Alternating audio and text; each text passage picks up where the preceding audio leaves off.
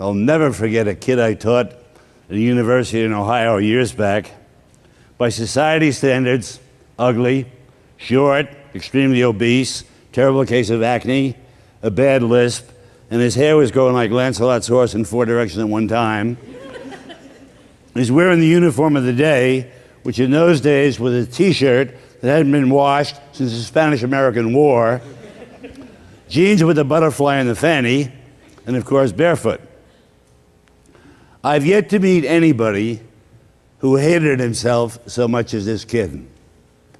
I mean, low self-esteem doesn't even hint at the contempt that he had for himself.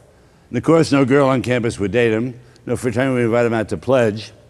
He walks in my office one day and he says, you're a new faith on campus. Well, my name's Larry Mullaney, I'm an agnostic. I said, really? Wow. I'll tell you what, Larry, if you ever become an atheist, I'll take you out to dinner and we'll celebrate your conversion. He gives me a strange look. Well, Christmas comes along. He goes back to Providence, Rhode Island to be with his parents. Now, Larry's father was a typical lace-curtain Irishman. I can speak knowledgeably of the difference between the lace curtain and the shanty Irish. I'm shanty. A lace curtain Irishman on the hottest day in summer will not come to the dining room table without his suit. Usually a dark pinstripe or black suit, starched white shirt, small knot at the top, never allows his sideburns to rub on the top of his ears, and he always speaks in a low and subdued voice. Jesus, Bertie and Pat, I thought I would die. I thought I would die, says I.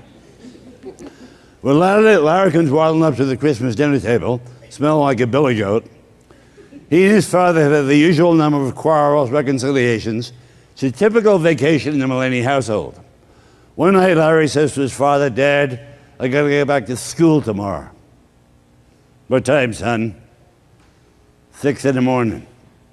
I'll ride down the bus with you. Next morning, father and son ride down on the bus in silence. They get off the bus. Larry's going to catch a second one to the airport. As they stand there, directly across the street, there are 6 men standing under an awning, and they all work in the same textile factory as Larry's father. They began to make loud and degrading remarks like, oink, oink, look at that fat pig. Isn't that disgusting? All them hippies are the same. Lazy, shiftless, immoral, unpatriotic. I tell you, if that slob was my kid, he'd be out the door so fast, he wouldn't know if he was on foot or on horseback. I wouldn't. If that pig was mine, I'd bury him in the basement. I'd be so ashamed. Hey, pig, give us your loudest oink. Well, these brutal salvos continued. And Larry Mullaney told me that later, for the first time in his life, his father reached out and embraced him, kissed him on the lips, and said, Larry, if your mother and I live to be 300 years old, that won't be long enough to thank God for the gift that he gave to us and you. I am so proud that you're my son. Well, I have no words to describe the change, the transformation that took place in Larry Mullaney. Returns to campus, remains a hippie, starts to clean up his act a bit, begins to date a girl, became president of the TK fraternity. He was the first student, by the way, at our university to graduate with a 4.2 grade point average. Kid had a brilliant mind. He walks into my office one day and he says, will you tell me about this man, Jesus? I said, no. He said, what? I said, no. He said, why? I said, not until you get rid of that lazy lip. There's no reason you have to lisp the rest of your life. Go up to the speech therapy clinic at the top of the hill, come back when you can talk straight. He comes back 3 months later without the lisp.